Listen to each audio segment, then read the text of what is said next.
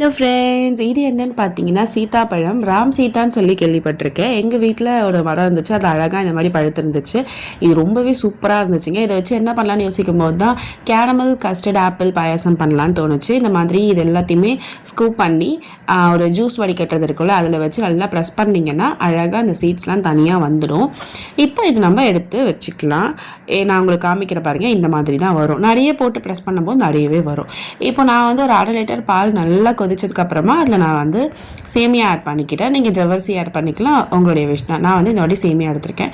இது நல்லா கொதிச்ச உடனே இது வெந்துருச்சான்னு பார்த்துட்டு அதுக்கப்புறமா நம்ம வந்து இந்த கேரமெல்ல அதில் ஊற்றிக்கலாம். நான் கொஞ்சமாக சுகர் எடுத்துக்கிட்டேன். ஸோ நான் வந்து இதுக்கு ஒரு 3/4 அழாக்கு கிட்ட சுகர் எடுத்துக்கிட்டேன்.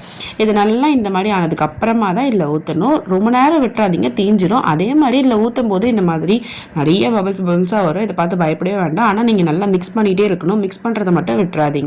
ப்ராப்பராக மிக்ஸ் பண்ணிகிட்டே இருந்தீங்கன்னா அழகாக அந்த ஃப்ளேவர், அதுக்கப்புறம் அந்த கலர்லாம் சூப்பராக வருங்க.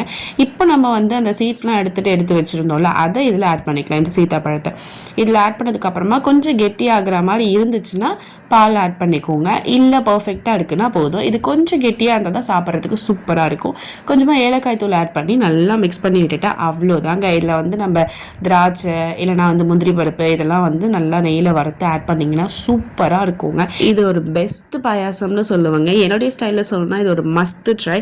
ஸோ நீங்களும் ட்ரை பண்ணி பார்த்துட்டு எப்படி வந்துச்சுன்னு கமெண்ட் பண்ணுங்கள், லைக் பண்ணுங்கள், ஷேர் பண்ணுங்கள், சப்ஸ்கிரைப் பண்ணுங்கள். டாடா பாய்.